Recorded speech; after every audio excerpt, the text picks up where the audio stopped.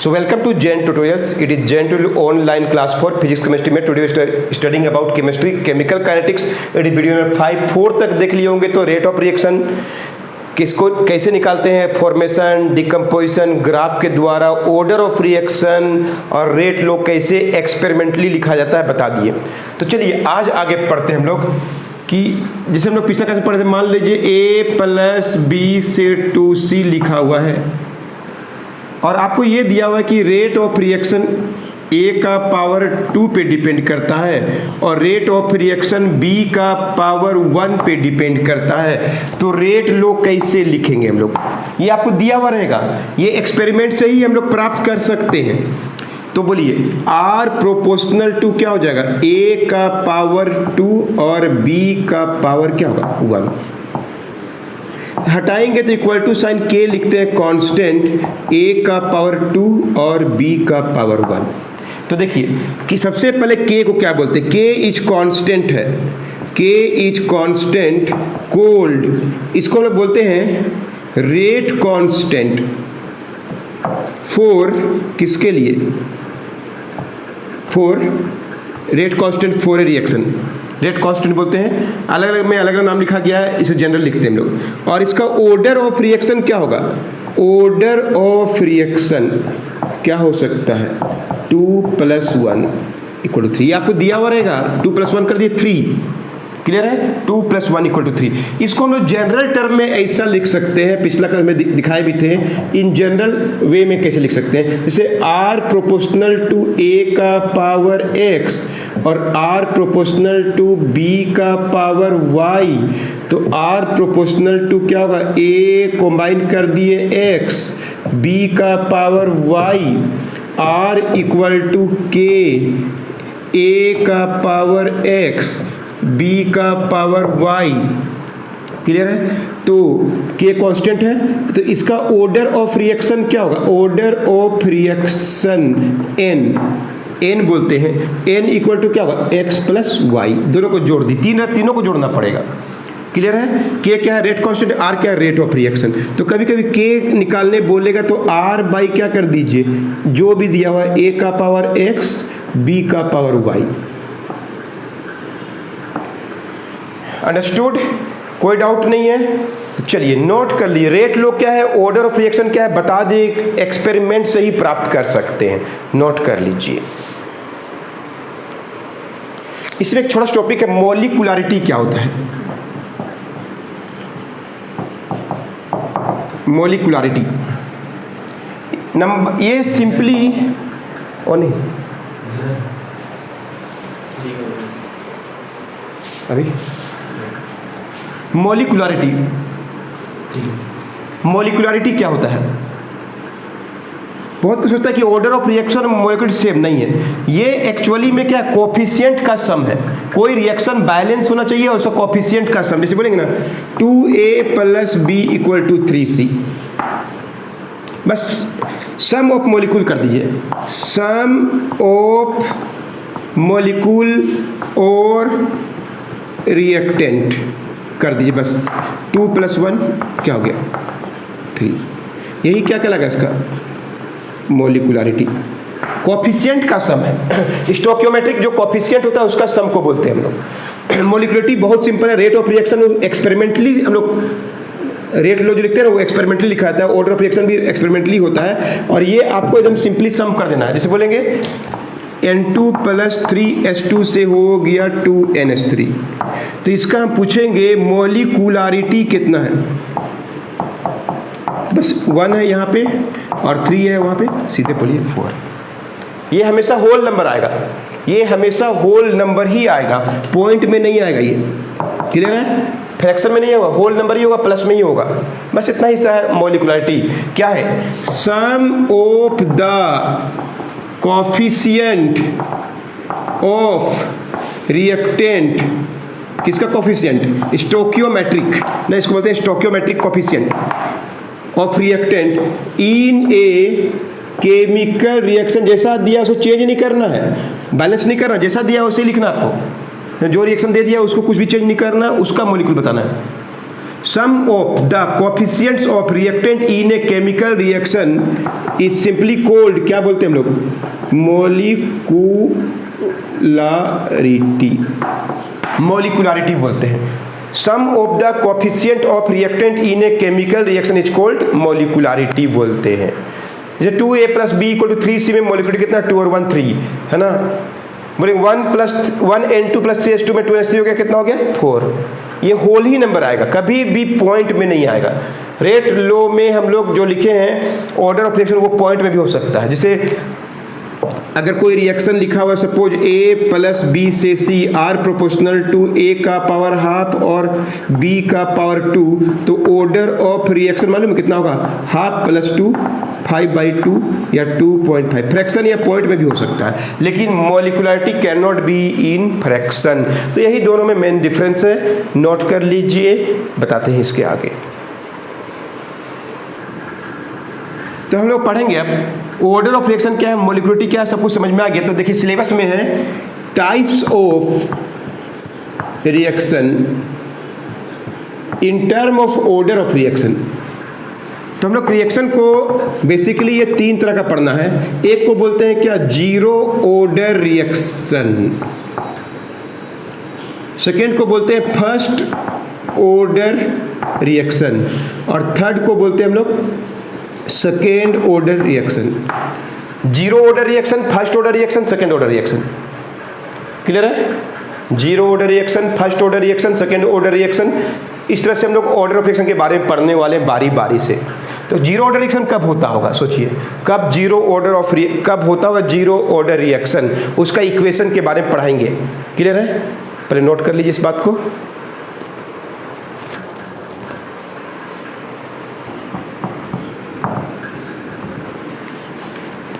Zero order reaction, नाम में अटपटाला, zero order कैसे हो सकता होगा, ध्यान से देख। अगर कोई रिएक्शन में कैटलिस्ट टेक पार्ट करता है, पता है तो पिछला वीडियो देखे होंगे, कैटलिस्ट किसको बोलते हैं, जब रिएक्शन में कोई फर्क नहीं पड़े उससे स्पीड को स्लो या फास्ट कर सकता है। जैसे कोई रिएक्शन ए से बी हो गया और कैटलिस्ट टेक पार्ट करता है, तो R does not depend upon A पे डिपेंड नहीं करता है, मतलब आर ए का पावर क्या होता है, जीरो होता है।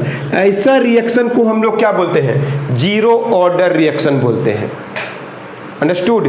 इसके बारे में थोड़ा सा डिटेल से बता रहे हैं। छोटा छोटा क्वेश्चन आता है 1 नंबर के लिए। When the catalyst take part in chemical reaction, when the catalyst take part in chemical reaction, then rate of reaction जो होता है रिएक्शन में, अगर कैटलिस्ट टेक पार्ट करता है, then rate of reaction does not depend upon, किस पे depend नहीं करता है, रिएक्टेंट पे डिपेंड नहीं करता है। जब भी कैटलिस्ट टेक पार्ट करता है केमिकल रिएक्शन में, तो रिएक्टेंट पे डिपेंड नहीं करता रेट ऑफ रिएक्शन। ऐसा रिएक्शन को बोलते हैं, सच रिएक्शन आर कॉल्ड, क्या बोलते हैं, जीरो ऑर्डर रिएक्शन। तो जब भी कैटलिस्ट टेक पार्ट करेगा केमिकल एक्टिविटी में, आर डिपेंड नहीं करता है रिएक्टेंट पे, बल्कि आर डिपेंड करता है, मतलब ए का पावर जीवन डज नॉट डिपेंड अपॉन। ऐसा रिएक्शन को क्या बोलते हैं हम लोग, जीरो ऑर्डर रिएक्शन बोलते हैं। बस जैसे एग्जांपल देखिए, मान लीजिए कोई रिएक्शन करा रहे हैं N2 + 3H2 से 2NH3 और एक प्लेटिनम नाम का कैटलिस्ट यूज कर लिए, तो रेट ऑफ रिएक्शन N2 पे डिपेंड नहीं करेगा और ना ही डिपेंड करेगा H2 पर, वो तो कैटलिस्ट के चलते स्लो या फास्ट हो रहा है। ऐसा रिएक्शन क्या कहलाएगा, जीरो ऑर्डर। जब भी कैटलिस्ट, सपोज कैटलिस्ट के रूप में प्लेटिनम यूज करें, कुछ भी यूज करें, जो भी कैटलिस्ट यूज करें, then reaction will does not depend upon the reactant पे डिपेंड नहीं करता है। क्लियर है? ऐसा रिएक्शन को हम लोग बोलते हैं जीरो ऑर्डर रिएक्शन। क्लियर है? एक इक्वेशन निकाल के दिखाएंगे, छोटा सा नोट कर लीजिए। क्लियर है? तो थोड़ा एक्सप्लेन करते, देखिए एक्सप्लेन करते हैं जीरो ऑर्डर रिएक्शन को। ए से बी हो गया कोई रिएक्शन कैटलिस्ट के प्रेजेंस में, तो R प्रोपोर्शनल टू क्या होगा, A का power 0, R equal to K0 क्या है, कांस्टेंट A का पावर 0, प्रोपोर्शनल हटाएंगे equal to sign K0, where K0 each क्या बोलते हैं, कांस्टेंट बोलते हैं, कोल्ड क्या बोलते हैं इसको हम लोग, rate constant, cold rate constant for zero order reaction, rate constant for zero order reaction बोलते हैं। किसी का पावर 0 क्या होता है, 1 होता है, यानी R इक्वल टू क्या हो गया, K0, R equal to K0, rate of reaction K0 के बराबर होता है, रेट कांस्टेंट जो होता है जीरो ऑर्डर का K0 बोलते हैं इक्वल टू R। ऑल्सो हम लोग सबसे पहला टॉपिक देखे होंगे, क्या लिख सकते हैं इस रिएक्शन में, R equal to minus DA/dt, R is equal to minus DA/dt लिख सकते हैं, R is equal to minus DA/dt, और R का वैल्यू क्या होता है, K0 equal to minus DA/dt भी लिख सकते हैं। Zero order reaction minus DA/dt हम लोग पढ़ चुके हैं सब शुरू में, R का value DA/dt rate of decomposition by क्या 1 है तो 1 लिखेंगे जो भी है, तो K0 इक्वल टू क्या माइनस DA/dt, यानी इक्वेशन जो होता है दो तरह का लिख सकते हैं, R इक्वल टू K0 और K0 इक्वल टू क्या होगा माइनस DA/ क्या होगा dt। यही सब क्या कहता है, इक्वेशन 4 क्या कहता है, zero order reaction, zero order reaction.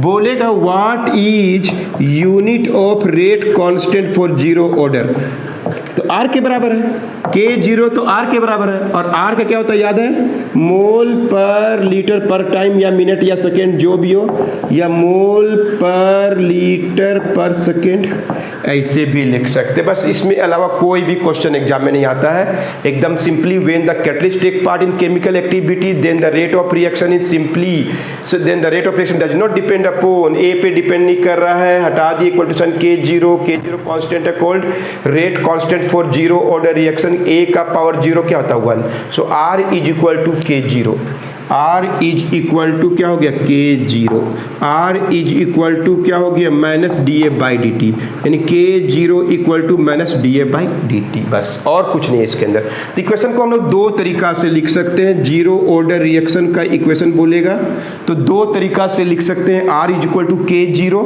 और K0 equal to minus DA/dt, और यूनिट ऑफ K0 बोलेगा rate constant for zero order, rate constant for zero order, तो क्या हो K0 इक्वल टू मोल पर लीटर पर मिनट, मोल पर लीटर पर सेकेंड लिख सकते हैं, जो R का होता है वही K0 का होता है, नोट कर लीजिए।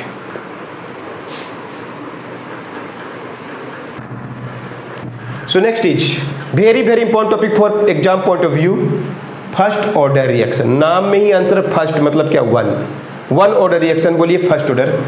कोई रिएक्शन इस तरह से है, एक्सपेरिमेंट से A से B हो गया R प्रोपोर्शनल टू A का पावर 1, अगर एक्सपेरिमेंटली ऐसा देखा गया है तो पावर कितना आया, एक ही को रिएक्टेंट है A का पावर 1, तो ये क्या कहलाएगा, फर्स्ट ऑर्डर रिएक्शन कहलाएगा। कहीं पर और एक देखिए H2 प्लस I2 से हो गया 2HI, HI लिखा हुआ है इस तरह से, और लिखा हुआ है कि R प्रोपोर्शनल टू H2 का power half, R proportional to I2 का पावर हाफ, एक्सपेरिमेंटली लिखा हुआ है इस तरह से, एक्सपेरिमेंट करके दिखा गया, रेट ऑफ रिएक्शन इसका कॉन्सेंट्रेशन का हाफ है, तो ऑर्डर ऑफ रिएक्शन कितना हो जाएगा, ऑर्डर ऑफ रिएक्शन कैसे लिखेंगे, R प्रोपोर्शनल टू H2 का पावर हाफ और I2 का भी पावर हाफ, यानी क्या होगा, order of reaction half plus half 2/2 equal to 1। तो ऐसा रिएक्शन को क्या बोलते हैं हम लोग, फर्स्ट ऑर्डर रिएक्शन बोलते हैं। बात समझ रहा क्या बोल रहे हैं, तो कैसे डिफाइन करेंगे, when the sum of powers of active mass, या क्या बोलते हैं हम लोग, कॉन्सेंट्रेशन ऑफ किसका, रिएक्टेंट का, इन किसमें, रेट का लो में, इच कितना हो जाए 1, रेट लो में अगर 1 होता है, रेट लो हमेशा एक्सपेरिमेंटली फाउंड किया था, फिक्स नहीं है ये, ऐसा आपको दिया हुआ रहेगा, when the sum of powers of active masses of reactant और concentration of reactant in rate law is 1, then such reaction is called, क्या बोलते हैं हम लोग, first order reaction. Very important topic है इस एग्जाम के पॉइंट ऑफ व्यू से। When the sum of powers of active mass of reactant in rate law is 1, then such reaction is called first order reaction। जैसे example A से B, R process A का power 1 आ गया, ये first order हो गया। H2 plus I2 से HI हो गया, और क्या देखा गया, इट इज गिवन, क्या देखा गया है experimentally, R proportional to H2 का पावर हाफ, I2 का पावर हाफ, और कंबाइन कर दिए तो पावर जोड़ेंगे कितना होगा, हाफ और हाफ 1 आया, तो बोलेंगे फर्स्ट ऑर्डर रिएक्शन। तो पावर अगर 1 रहेगा तो बोलेंगे फर्स्ट ऑर्डर रिएक्शन है। क्लियर है, नोट कर लीजिए। तो ये वेरी वेरी इंपॉर्टेंट टॉपिक है। क्वेश्चन आता है equation for first order reaction, equation for first order reaction, first order reaction का इक्वेशन निकाल दीजिए। और प्रूव दैट फॉर, बहुत लंबा आंसर है, फर्स्ट ऑर्डर रिएक्शन के लिए, फर्स्ट ऑर्डर रिएक्शन के लिए प्रूव कर दीजिए, क्या प्रूव कर दीजिए कि K is equal to 2.303 by T log of, बताएंगे A नोट और A क्या से बताया जाएगा आपको। इसको इक्वेशन बोलते हैं फर्स्ट ऑर्डर का, प्रूव करने आता है।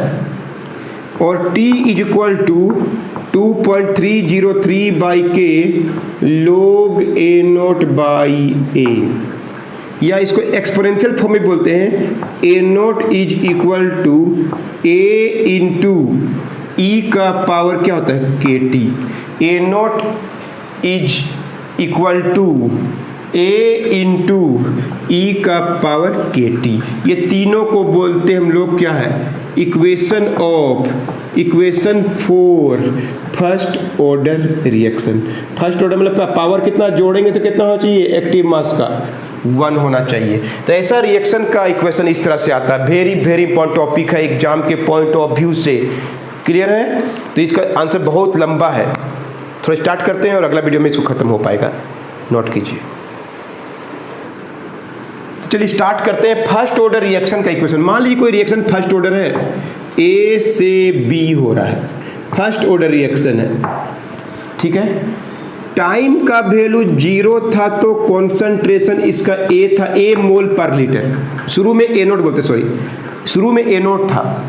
A नोट को हम लोग बोलते, ध्यान सुनिएगा, A नोट इज कोल्ड, क्या बोलते हैं इसको हम लोग, rate concentration of A initially, मतलब क्या, शुरू में, यानी टाइम का वैल्यू 0 है तो कितना लेके स्टार्ट किया, A नोट नाम है इसका। और जब टाइम का वैल्यू, टाइम t सेकेंड बीत गया तो A हो गया, मतलब A नोट से A होने में टाइम का वैल्यू 0 से t हो गया। A क्या है, वेयर A इज क्या है, कॉन्सेंट्रेशन ऑफ A फाइनली, मतलब क्या, उस समय के बाद टाइम का वैल्यू t हो गया तो A नोट से A हो गया। ये तो हम लोग पहले से जानते हैं, बी से कोई मतलब नहीं है हमको, फर्स्ट ऑर्डर रिएक्शन है। सिंस ये क्या है, इट इज क्या है, फर्स्ट ऑर्डर रिएक्शन है, तो हम लोग क्या क्या लिख सकते हैं, R प्रोपोर्शनल टू A का power 1, R equal to K constant, उसमें K 0 था 0 ऑर्डर में, इसमें K लिखते हैं, क्या होगा, K इज क्या है, कांस्टेंट है, कोल्ड क्या बोलते हैं हम लोग, रेट कांस्टेंट बोलते हैं, फॉर किसके लिए, फर्स्ट ऑर्डर रिएक्शन के लिए, फर्स्ट ऑर्डर रिएक्शन के लिए K is constant, cold rate constant. Clear है, कोई डाउट नहीं इसमें। R इक्वल टू के A से B हो रहा है, first order reaction A note था, A हो गया। अब क्या जानते हैं, और इसके अलावा हम लोग ये भी जानते हैं, सबसे पहला video, rate of reaction equation भी तो लिख सकते हैं हम लोग। रेट ऑफ रिएक्शन इक्वेशन कैसे लिख सकते हैं, ये तो रेट लो लिखे हम लोग, ये क्या है, रेट लो लिखे हम लोग। अभी रेट ऑफ रिएक्शन ऐसे लिख सकते हैं, R इक्वल टू माइनस क्या होगा, A डी A बाई क्या होगा, dt बाई 1 होगा, पढ़ चुके थे पहला वीडियो में देखे होंगे। r equal to rate of decomposition वाला याद आ रहा है, da by dt with negative sign. ये दोनों बराबर है, देखिए तो 1 और 2 तो दोनों ही तो r है, बराबर है कि नहीं, 1 और 2 बराबर है, क्या लिख सकते हैं हम लोग, K A is equal to minus D A by क्या है D T, K A is equal to minus D A by D T, K A is equal to minus D A by D T. तो equation 1 तो हम लोग order of reaction से पढ़े, और equation 2 तो हम लोग रेट ऑफ रिएक्शन जब शुरू किए थे कि रेट ऑफ रिएक्शन क्या है, the change of active mass per unit time से पढ़े थे। बाई 1 क्यों किए हैं कि 1a है, दोनों इक्वल है तो दोनों को इक्वेट कर दिए। क्लियर है, नोट कीजिए। इसलिए क्या क्या निकला मेरे पास, r equal to K into A और r equal to minus D A by D T, equation 1 equation 2। तो दोनों कंपेयर कर सकते हैं, 1 इक्वल टू क्या है 2 है, तो लिख सकते हैं क्या, K A is equal to minus D A by क्या होगा डी टी। क्लियर है, K A is equal to minus D A by D T, cross कर दीजिए, क्या हो जाएगा, D A is equal to minus K into A into क्या होगा डी टी, ए को इधर ले आइए, D A by A is equal to minus K D T, कुछ नहीं किया, cross multiplication D A by ए किए हैं। अब हम लोग इसको इंटीग्रेट करेंगे, इंटीग्रेटिंग बोथ साइड, इंटीग्रेट करेंगे तो क्या हो जाएगा, D A by A is equal to minus K, तो कांस्टेंट है डी टी। लिमिट बताइए, जब टाइम का वैल्यू 0 से t हो गया, जब टाइम का वैल्यू 0 से t हो गया तो a का वैल्यू क्या हो गया, a नोट से a हो गया। गौर किया था, कॉन्सेंट्रेशन है D A by A, integrate कर रहे हैं, बड़ा कर रहे हैं, याद है पढ़े हैं हम लोग पहले, डी ए बाई ए को इंटीग्रेट करेंगे, के तो कांस्टेंट है, बाहर निकल डी टी। अब लिमिट बताइए, जब टाइम का वैल्यू 0 था तो a का वैल्यू क्या था, a नोट, जब टाइम का वैल्यू t हो गया तो a का वैल्यू क्या होगा, a नोट से a हो गया जब टाइम 0 से t हो गया। अंडरस्टूड। आपको जानता है कि 1 बाई एक्स का इंटीग्रेशन क्या होता है, log x होता है, e बेस होता है। 1 बाई एक्स का इंटीग्रेशन log x होता है, log x का डिफरेंशिएशन 1 बाई एक्स होता है। आप पढ़े होंगे 11th में भी पढ़े हैं हम लोग, जानते भी हैं 1 बाई एक्स का इंटीग्रेशन log x। तो ये इसी फॉर्म में डी ए बाई ए को क्या लिख सकते हैं हम लोग, log a लिख सकते हैं, और लिमिट कितना है, a है यहाँ पे और यहाँ पे क्या है a नोट। उसी प्रकार माइनस के बाहर में, माइनस के बाहर में डी टी क्या था, t होता है, डी टी का इंटीग्रेशन t होता है, डी एक्स का x होता है, और क्या जानते हैं लोग, डी एक्स का x होता है, तो डी टी का भी क्या हो t, और लिमिट क्या है 0 से क्या है t, 0 से क्या है t। Very very important question, चलो एग्जाम का क्वेश्चन है। अब बैठाइए, upper limit a minus log of क्या होगा a naught, log e A, upper limit a की जगह a और a की जगह a naught, minus K time की जगह t और क्या होगा 0, upper limit lower limit. Clear है, माइनस के टी को इधर लाइए, प्लस के टी इज इक्वल टू क्या होगा, उधर जाएगा तो क्या होगा log ई ए नोट प्लस हो जाएगा, माइनस क्या हो जाएगा log ई ए, log ई ए नोट माइनस log ई ए। क्लियर है, तो के टी इक्वल टू लिख सकते हैं log of log M minus log N, log M by N होता है, दो लोग को मिला के एक लोग कर सकते हैं, log M minus log N, log M by N.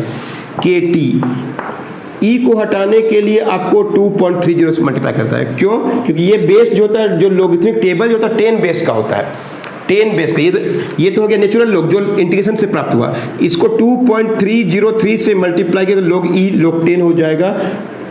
ये log टेबल का जो वैल्यू होता है वो 10 बेस का होता है, यानी के टी इज इक्वल टू क्या निकला 2.303 log 10, नहीं भी चलता है, कोई भी जान जाएगा कि 10 बेस का है। तो आ गया आंसर। अगर बोलेगा के निकालने बोलेगा तो 2.303 by T log of A note by A, T निकालने बोलेगा 2.303 by K log A note by ए। इसी को तो बोलते हैं फर्स्ट ऑर्डर रिएक्शन।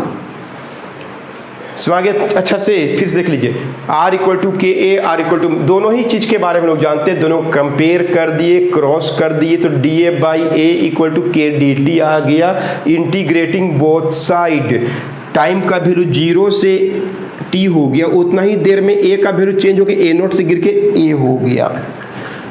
सिंस हम लोग जानते हैं कि 1/x का वैल्यू क्या होता है, log x होता है, e बेस होता है, और dx वैल्यू x होता है, ये हम लोग जानते हैं पहले से। तो क्या यूज होगा, log a हो जाएगा e बेस, और k का क्या होगा t, अच्छा t के बाहर में dt का क्या होगा t। अब a नोट से a हो गया तो टाइम 0 से t हो गया। अपर लिमिट पुट करिए, log a minus log a naught minus K T plus के टी इधर आ गया, log e a नोट उधर गया माइनस log e हो गया, log a naught by a हो गया। एकदम प्रैक्टिस कर लीजिएगा, 5 बार जरूर लिखना चाहिए क्वेश्चन को। के टी का 2.30 log 10 base a naught by a, के टी का वैल्यू निकल गया, के इधर आके t हो गया, t इधर आके k हो गया। यही इक्वेशन को बोलते हैं फर्स्ट ऑर्डर रिएक्शन का इक्वेशन। तो इसे न्यूमेरिकल जरूर आता है एग्जाम में, जिसको हम बताने वाले हैं अगला वीडियो में। तो मिलते हैं आपसे नया वीडियो में नेक्स्ट क्लास में।